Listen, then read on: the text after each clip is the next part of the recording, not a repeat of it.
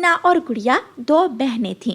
गुड़िया अपनी मम्मा की हर काम में मदद करती, जबकि मीना बहुत कामचोर थी। वो किसी भी काम में अपनी मम्मा की मदद ना करती थी, बल्कि मीना तो हर वक्त किसी न किसी शरारत में लगी रहती। मम्मा चिड़िया अपनी बेटियों से कहती है, मीना और गुड़िया, आज तुम दोनों मेरे साथ जाओगी। आज हमें घर की छत का काम करना है। गुड़िया अपनी माँ की बात सुनकर खुश हो जाती है, जबकि मीना मुंह बना लेती है, माँ मुझसे काम वाम नहीं होते, मैं तो आज अपने दोस्तों से खेलने जा रही हूँ। ऐसे कहते हुए मीना अपने घर से निकल जाती है। मम्मा चिंता ना करें, अगर मीना बहन साथ नहीं जाएगी तो क्या हुआ, मैं कर लूँ। फिर मम्मा चिड़िया अपनी बेटी गुड़िया के साथ जंगल चली जाती है। गुड़िया ने सारे काम सीख लिए थे। वो जानती थी कि दाना कहाँ से मिलता है। गुड़िया जानती थी कि घर की मरम्मत के लिए सूखी लकड़ियाँ लेने कहाँ जाना है, क्योंकि गुड़िया हर वक्त अपनी माँ के साथ जो रहती थी। दिन गुजरते गए और फिर एक दिन मीना की शादी हो जाती है। मीना अपने घर में तो कोई काम वाम करती ना थी, लेकिन उसे अपने ससुराल में जाकर अपने काम तो करने ही थे।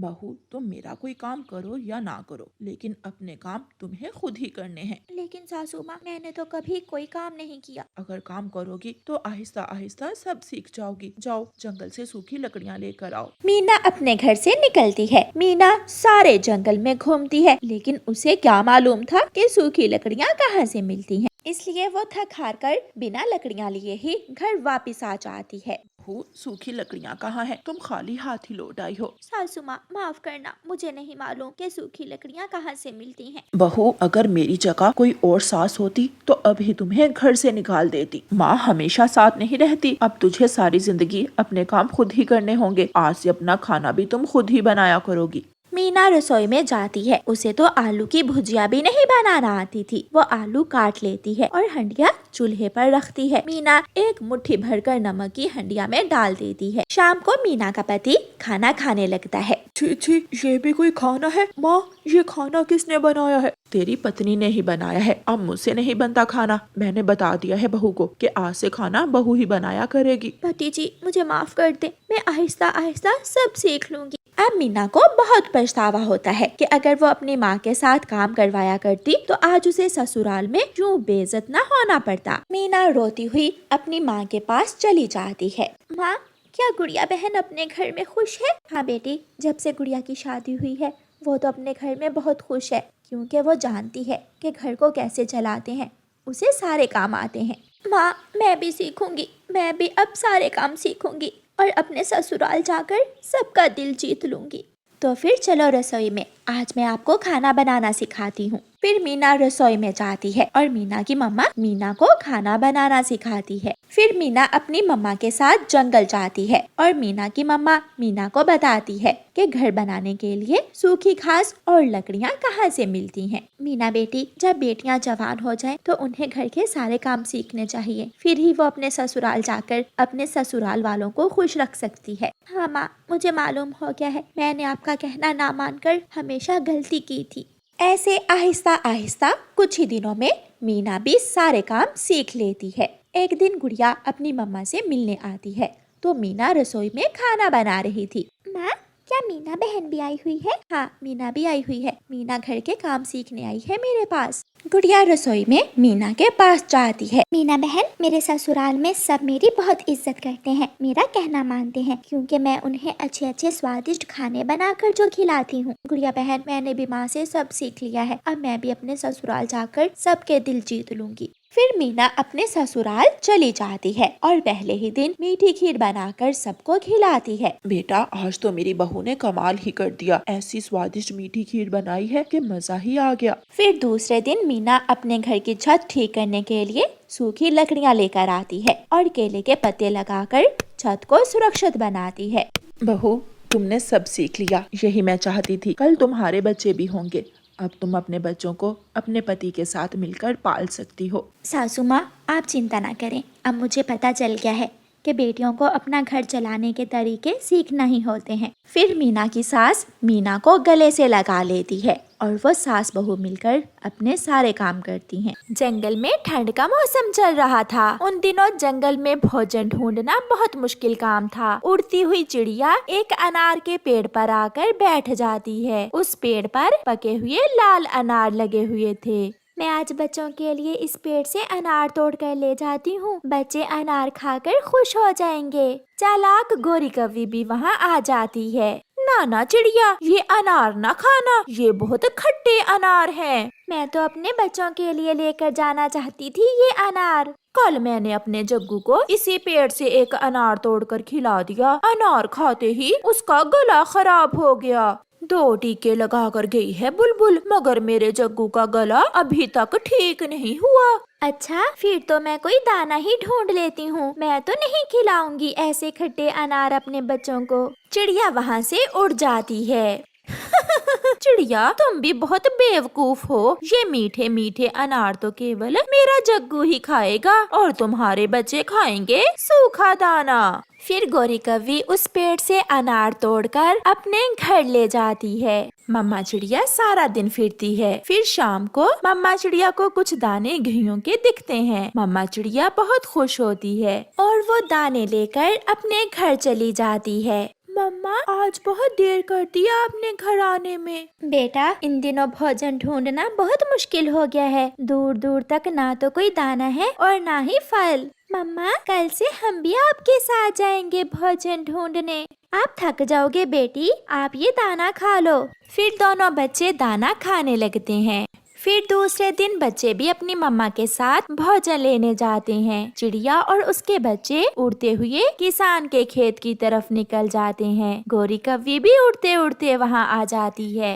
आज फिर चिड़िया को कल की तरह बेवकूफ बनाती हूँ। चिड़िया चिड़िया, कल मैंने देखा कि किसान इस खेत में जहर लगा रहा था। तुम इस खेत से दाना न खाना। अच्छा, रुको रुको बच्चों, इस खेत में किसान ने जहर का छिड़काव किया है। ना खाना इस खेत से दाना। मम्मा, भूख लगी है। चलो बेटा, हम पूर्व वाली दिशा में जाते हैं। चिड़िया अपने बच्चों के साथ वहाँ से चली जाती है।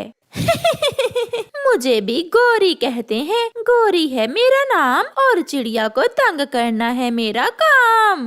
फिर हंसते हुए गोरी कौवी उस खेत से दाना खाने लगती है। थोड़ी देर बाद किसान भी वहाँ आ जाता है। रुको रुको कौवी, तुम ये दाना क्यों खा रही हो? इस खेत में तो कल मैंने जहर लगाया था। ये सुनकर गोरी को चक्कर आने लगते हैं। क्या अब मैं मर जाऊंगी? अब जल्दी से जाकर लीमू का रस पी लो, फिर ही तुम बचोगी। चकराती हुई गिरती हुई गोरी कौवी अपने घोंसले तक पहुंचती है और आकर गिर जाती है। बचाओ बचाओ, मुझे बचाओ, मैंने जहर वाला दाना खा लिया है। गोरी की आवाज सुनकर चिड़िया और उसके बच्चे वहाँ आ जाते हैं। चिड़िया चिड़िया, जल्दी से मुझे लीमू ला कर दो, मैंने जहर वाला दाना खा लिया है। क्या हमें बचा लिया और तुमने खुद जहर वाला दाना खा लिया?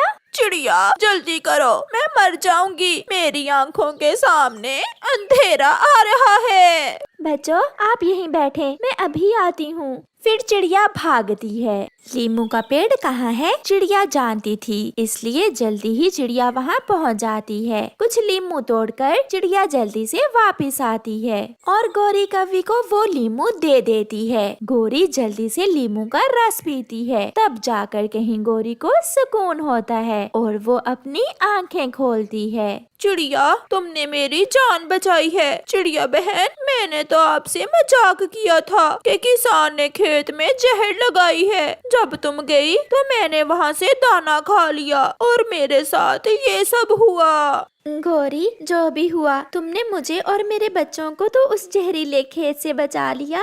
ऐसा कहते हुए चिड़िया वहाँ से अपने बच्चों को लेकर उड़ती है। पीछे से गोरी कौवी आवाज लगाती है। चिड़िया, उस पेड़ के अनार बहुत मीठे हैं, जाकर खा लो, मैंने वो भी तुमसे मजाक ही किया था। फिर चिड़िया उस अनार के पेड़ से जाकर अनार तोड़ती है और घर जाकर मजे मजे से मीठे मीठे अनार खाती है। मम्मा, गोरी आंटी अब सुधर जाएंगी। वो कभी नहीं सुधरेगी। आज शाम तक ही वो ये सब याद रखेगी और कल से फिर एक बुरी कौवी बनकर ही घर से निकलेगी। भूखा कौवा इंसानों की बस्ती में एक पेड़ पर बैठा हुआ था। सामने इंसान अपनी दुकान पर गरम गरम समोसे बना रहा था। ये देखकर कालू कौवे के मुंह में पानी आ रहा था। इन गरम गरम समोसों की खुशबू मेरे मन में उतर रही है। मगर अफसोस, मैं अकेला तो ये समोसे नहीं चुरा सकता। क्या करूं क्या करूं? हाँ, मैं चिड़िया के पास जाता हूँ। ये सोचकर कालू कौवा चिड़िया के पास जाता है। चिड़िया, बहुत मुश्किल है, इस जंगल से अब भोजन का मिलना बहुत मुश्किल है। ना दाना है, ना कोई फल, सब खत्म हो गया है। मैं तो कल से भूखा हूँ। कौवे भैया, मैंने भी कल से कुछ नहीं खाया, मैं भी कल से भूखी हूँ। चिड़िया, मेरे पास एक उपाय है, अगर तुम मेरा साथ दो तो हम दोनों का पेट भर सकता है। ये सुनकर चिड़िया बहुत खुश होती है। जल्दी से बताओ कालू भैया, क्या उपाय है? इंसानों की बस्ती में जंगल के पास ही एक इंसान गरम गरम समोसे बनाकर बेचता है। अगर तुम मेरे साथ चलो तो हम इंसान के समोसे चुरा सकते हैं। मगर मुझे क्या करना होगा? मैं इंसान की दुकान के पीछे छुप कर बैठ जाऊंगा और जैसे ही वो इंसान इधर उधर हुआ तुम ऊंची आवाज निकालना, मैं समझ जाऊंगा और मैं समोसा चुरा लूंगा और फिर हम दोनों मिलकर खाएंगे। चिड़िया भूखी थी, वो भी कौवों की बातों में आ जाती है। कौवे भैया, मुझे तो बहुत भूख लग रही है, मैं अपना काम अच्छे से करूंगी, चलो हम समोसा चुराने जाते हैं। चिड़िया और कौवा इंसान की दुकान से समोसा चुराने चले जाते हैं। चिड़िया इंसान की दुकान के पास ऊंचे पेड़ पर बैठ जाती है और कौवा इंसान की दुकान के पीछे छुप जाता है। फिर जैसे ही वो इंसान घी लेने के लिए दुकान के अंदर जाता है, चिड़िया ऊंची आवाज निकालती है। कौवा भी समझ जाता है कि इंसान कहीं चला गया है, इसलिए बहुत आसानी से कालू कौवा एक समोसा उठाकर वहां से भाग जाता है। चिड़िया भी कौवे के पीछे पीछे उड़ती है। कौवा दूर जंगल में जाकर रुकता है। लो चिड़िया, ये तुम्हारा हिस्सा। इतनी मेहनत से मैंने रखवाली की और तुम मुझे दे रहे हो ये थोड़ा सा हिस्सा, मैं तो आधा लूंगी। जान पर खेल कर इंसान का समोसा चुराया है मैंने, लेना है तो लो, यही मिलेगा। फिर चिड़िया वही छोटा सा टुकड़ा समोसे का खा लेती है, जिससे उसका पेट भी नहीं भरता। कौवा जी भर के बाकी का समोसा खाता है। फिर दोनों अपने अपने घोंसले को चले जाते हैं। दूसरे दिन कालू कौवा फिर से चिड़िया के पास जाता है। चिड़िया, चलें, आज फिर हम समोसे चुरा कर खाते हैं। मगर कल की तरह मैं छोटा सा टुकड़ा नहीं लूंगी, मैं आधा हिस्सा लूंगी। चिड़िया, आज तुम जैसे कहोगी मैं वैसे ही करूँगा। फिर चिड़िया मान जाती है और दोनों समोसा चुराने निकल जाते हैं। चिड़िया फिर से ऊंचे पेड़ पर बैठ जाती है और कालू कौवा दुकान के पीछे छुप जाता है। थोड़ी देर बाद जब इंसान नमक लेने के लिए दूसरी तरफ जाता है तो चिड़िया ऊंची आवाज से शोर मचाती है और कौवा बहुत आसानी से समोसा चुरा लेता है। वो दोनों फिर से कल वाली जगह पर पहुंच जाते हैं। चिड़िया, आज मैं बहुत भूखा हूँ, आज तो तुम्हें यही मिलेगा। तुमने वादा किया था कि तुम मुझे आधा समोसा दोगे। देखो तो मैं तुमसे कितना बड़ा हूँ, इसलिए मैं बड़ा हिस्सा लूंगा। तुम छोटी हो, छोटी सी चिड़िया, ये रहा तुम्हारा हिस्सा। आज फिर चिड़िया थोड़ा सा टुकड़ा समोसे का लेती है, मगर आज चिड़िया कौवे से नाराज होकर वहाँ से चली जाती है। जाती हो तो जाओ, जब कल आएगी तो देखा जाएगा। कौवा जी भर के समोसा खाता है और अपने घोंसले में चला जाता है। आज मैं इस कौवे के बच्चे को सबक सिखाऊंगी, ये हर रोज मुझे थोड़ा हिस्सा देता है, ये कालू का बच्चा भी क्या ही याद करेगा। ऐसा सोचकर चिड़िया आज खुद ही कौवे के घोंसले की तरफ जाती है। कौवे भैया, चलें?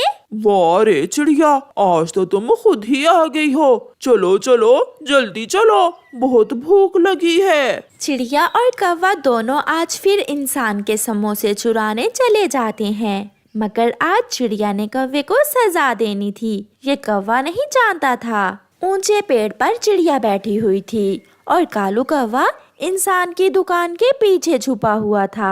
जब इंसान गरम गरम लोहे की सलाख अपने हाथ में पकड़ता है तो चिड़िया शोर मचाती है। कालू समझता है कि इंसान कहीं चला गया है।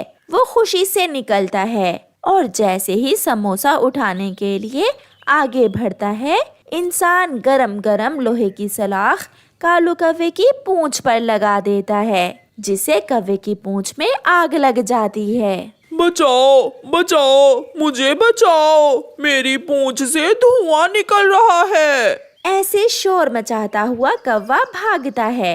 चिड़िया भी हंसती हुई वहाँ से उड़ती है। चिड़िया चिड़िया, मेरी पूंछ, प्लीज जल्दी से मेरी पूंछ की आग बुझा दो, मेरी पूंछ जल जाएगी। याद करो अपनी बात, मुझे हर रोज तुम थोड़ा सा समोसा देते हो। अब मालूम हुआ छोटी चिड़िया के पास भी बड़ा दिमाग है। अब जलेगी तुम्हारी पूंछ। फिर कौवा वहाँ से भाग जाता है और बहुत मुश्किल से नदी में कूदकर अपनी पूंछ की आग बुझाता है, मगर तब तक कालू की आधी पूंछ जल चुकी थी। ऐसे चिड़िया कौवे से अपना बदला ले लेती है और कौवे को सजा मिलती है।